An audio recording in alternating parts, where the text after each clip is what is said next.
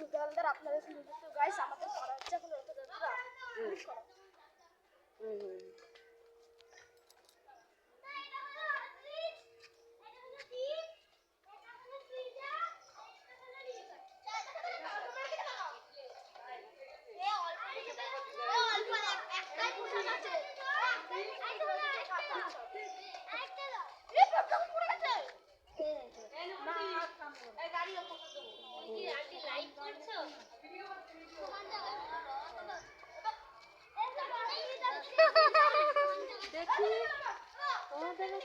আদ্রিজ কিছু বলো।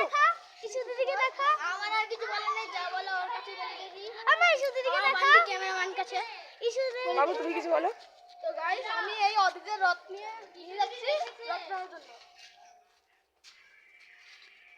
আমার দিকে